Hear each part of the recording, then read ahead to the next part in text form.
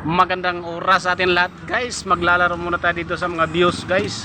Ang view natin dito guys sa ating Isabel Fort guys, talagang napakaganda kasi oh. Napakaganda ng ating dagat guys oh. Linaw na malinaw. Oh, mayroon pang naglalaro oh. Mayroon nagpapasyalan dito guys. Tingnan mo dito guys oh, ang ating nakaparada na mga tagbot. Yan oh, sobrang ganda naman ang panahon natin dito guys sa Isabel Leyte, dito sa may malapit sa Pandas City. Ayan guys, ang ating Pandas City guys, talagang napakagandang tindahan dito guys. Maliit na area pero napakaganda, sobrang dami ng mga tao. Ganito ang Isabel guys kapag walang bagyo. Tingnan mo ang ating dagat, ay napakaganda namang mag-diving. Oh, wow, talagang napakaganda mag-diving, walang kaalon-alon guys. Oh, ang sarap magpasyal dito. Yan oh, ang ganda, linis oh. Sobrang daming namasyal.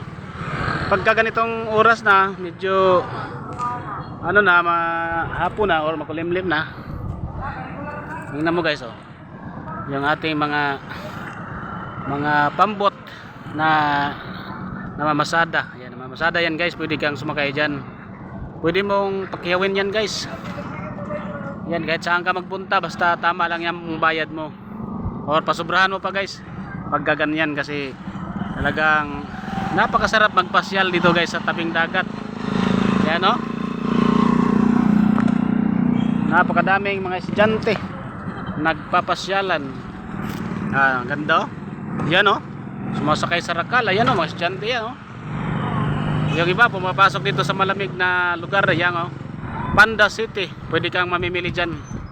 Medyo malamig dyan, medyo aircon yan dyan. Yan o, dito. Wow, ang ganda naman talaga. Napakaganda ng area natin guys. Ang ganda ng area natin guys. Parang masarap tingnan ng ating lugar. Katulad ng aking buhok guys oh. Wala na, hindi na nakatupo kasi sobrang init kanina. Mitim na nga ako eh. Mitim na nga ako guys. Yan o, ganda o. Oh wow, sarap mamasyal, kaso napapagod na ako munang magpasyal-pasyal sa tabi-tabi. Kaya dito muna ako nag-update muna ako dito guys sa ating sitwasyon dito sa Stability Fort. Mayroong maliit na pier dito guys. So yan, pasyalan yan yung banda dyan guys. Tapos yung kabila guys, yung may nakita mga building doon, yun yung Pasar at saka Pilpos. Yan yung inasahan ng mga mamamayan dito. Kaso nagsara na. Yan, konti na lang yung nagtatrabaho dyan guys. Yung dalawang planta. Yan o, yung dalawang planta yan guys, konti na lang nagtatrabaho. Kasi hindi pa sila nakabangon sa pagsasara. Nalulugi. Yan guys, ang ating panahon yan guys dito sa Isabel Leyte guys. So, manonood muna tayo ng mga views dito kasi napakaganda ng views dito guys. You know, sarap mag-diving mamayang gabi. Pwede ako mag-diving mamayang gabi guys para mawala yung aking pamaol. Kasi ako guys, nagtrabaho ako ng mabigat doon sa bundok.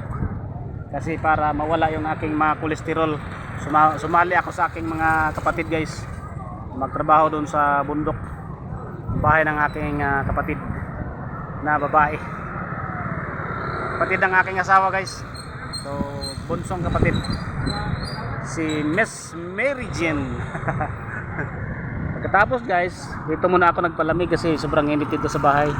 Kasi dito guys, napakagandang pasyalan. Yan o, yan o.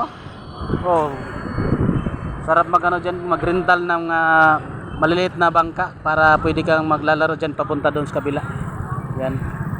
So madali lang dito guys, napakaganda dito ang lugar na to, Pandas City. Maraming salamat guys panood, at God bless sa ating lahat. God bless guys, God bless.